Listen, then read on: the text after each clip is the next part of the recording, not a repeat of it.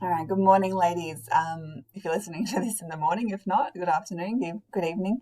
There is a bird outside um, chirping away, so I'm sorry if it gets a bit noisy, but it's actually quite nice when you hear the birds. Anyway, so in 7a, we're looking at response and explanatory variables. So chapter 7 is all about bivariate data. So bi meaning two, so think of a bicycle has two wheels, uni meaning one wheel. So I've already covered univariate data. So a unicycle would have one wheel. So bivariate data is two variables. And those two variables we call a response variable and an explanatory variable. Now, you're probably familiar with similar terms called the dependent variable and the independent variable, especially if you do psychology. So they're just the same name for the, a different name for the same thing. So an explanatory variable, and I'll just write this up here. So your explanatory variable is your independent variable. It's the thing that you can't change. It actually affects what the other variable is. So if you think about, height and weight, as you grow up, okay, as you get taller, your weight gets increases as well. Okay, so as you're a small baby, you're growing, you're getting taller, but you're also getting heavier because your body's getting bigger. Usually you don't get wider and then your height is affected by that. Okay, so your height is not affected by weight. I can't go and put on 50 kilos and then grow 10 centimeters. It doesn't work that way. Okay, so your explanatory variable is your independent variable, and we'll be doing a few examples in a sec. And then that leaves the response variable is your dependent variable, or your DV. Okay, so dependent meaning it depends on something. So your weight depends on your height. How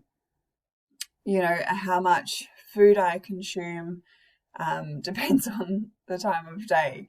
I think there's an example here. The number of people in a cinema depends on the amount of time before the movie. So obviously just before the movie starts, you're going to have more people there than what there would have been 20 minutes before the movie starts. Okay, so your dependent variable depends on something. Okay, so it actually says there in the note. Okay, cool. All right, question 1. Identify the EV and RV in each of the following situations. The variable names are italicized. Okay, so question A, we wish to investigate the relationship between the age of a certain type of tree and its diameter. We want to be able to predict the diameter of a tree from its age. So you can't change the age of something. So we can't make the tree wider and all of a sudden it gets older.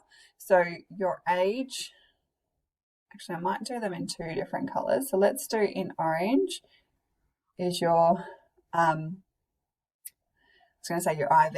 It is your explanatory variable. So I'm going to write just E. Probably should use a thinner pen, but anyway.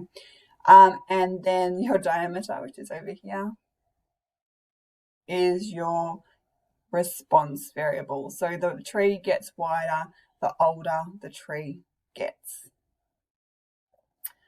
Okay.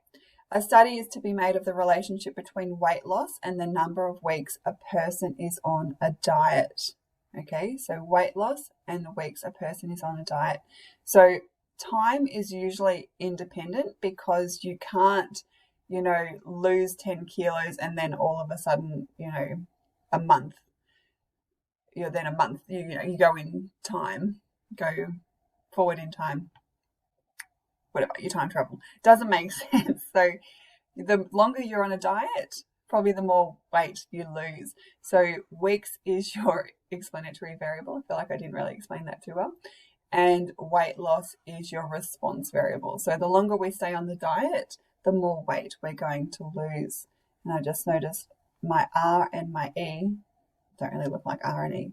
Okay, data is collected to investigate the relationship between age of a secondhand textbook and its selling price. So the older a book is, okay, so you might have a secondhand textbook, maybe it's now third hand. I don't know, maybe it's a bit weathered, pages are torn. Okay, so your age is your explanatory variable. Oops, let's finish that E. And the selling price is your response variable. All right, the relationship between the number of hours a gas heating system is used and the amount of gas used. Okay, so remember, time is very hard to be a dependent variable. So hours will be your explanatory, and amount of gas. So the longer you have your heater on, the more gas you're going to use. So that's going to be your response variable. All right, and then E, a study is to be made of the relationship between the number of runs a cricketer scores and the number of balls bowled to them. So the number of balls, this would require you to have knowledge of cricket, which I don't really have, but I know the more balls bowled to you, the more opportunities you have to run.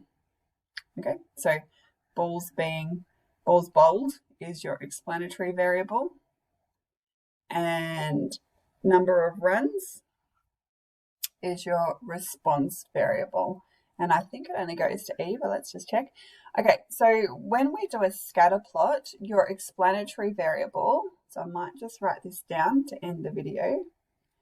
So when drawing a scatter plot, okay, so your explanatory variable, it goes on the X. Okay, goes on your X-axis. It is your X variable, and your response variable goes on your Y-axis. And you can't get them mixed up, otherwise you're going to get the wrong statistics. So make sure your explanatory variable always goes on your X-axis, and when you think about it, to remember, you got the X explanatory goes on the X-axis, okay, and then the response goes on the Y. I don't have something to remember the Y, but explanatory goes on the X-axis. All right, girls, bye.